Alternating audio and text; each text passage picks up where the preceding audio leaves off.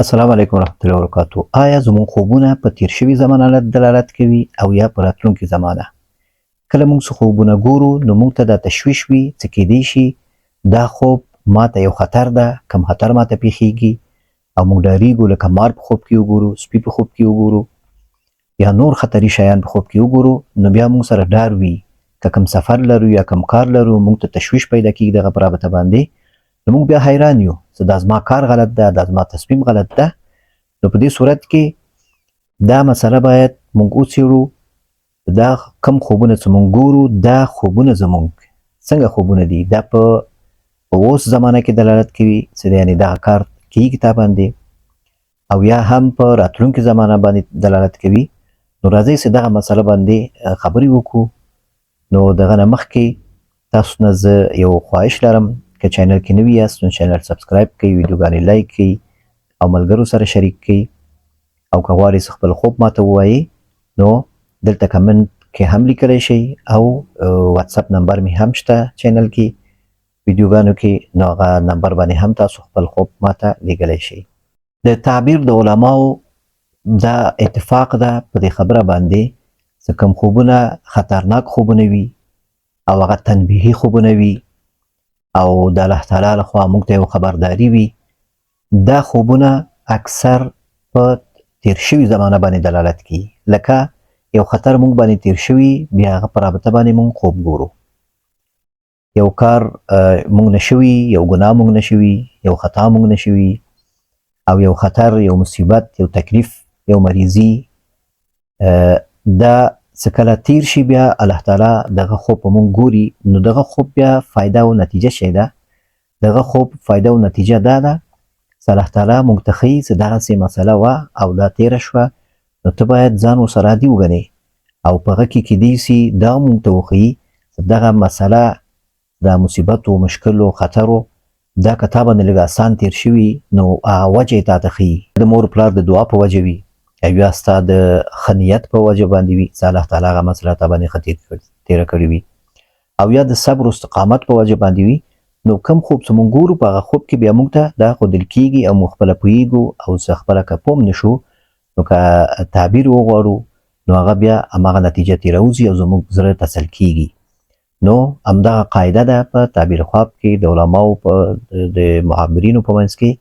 چې کم خوبونه هغه خطرناک وي هغه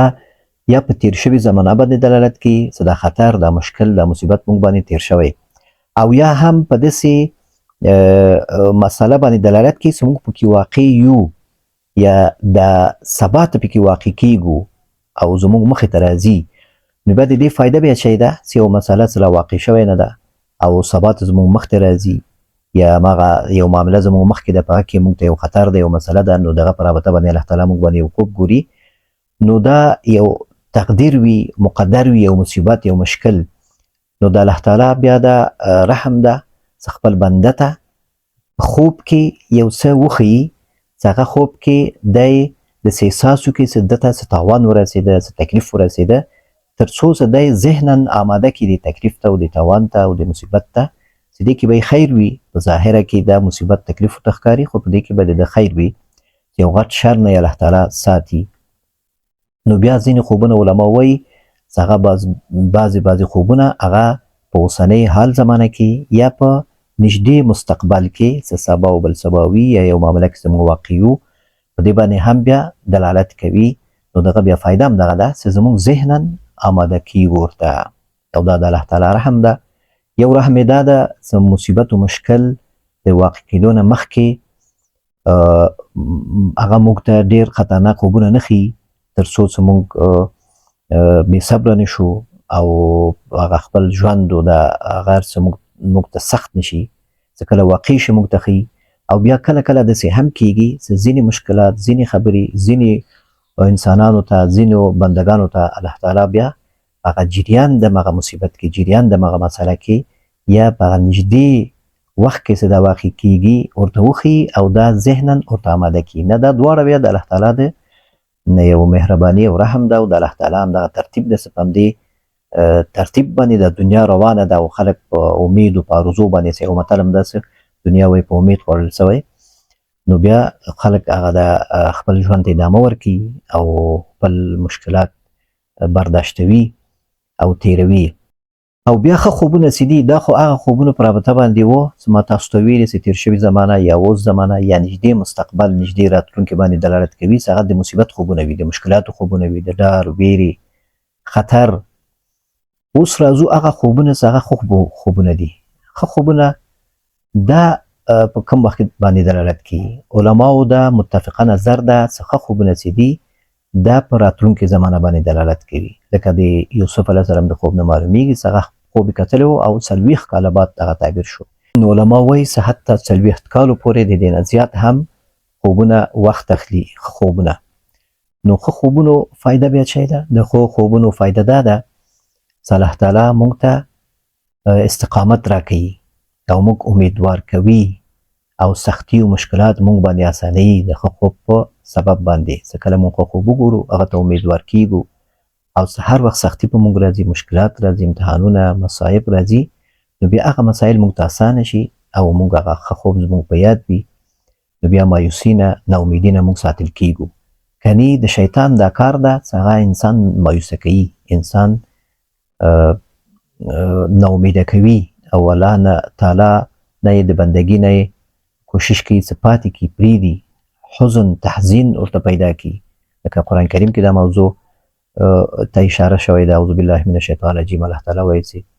انما النجوى من الشیطان لیحزن الذین آمنوا.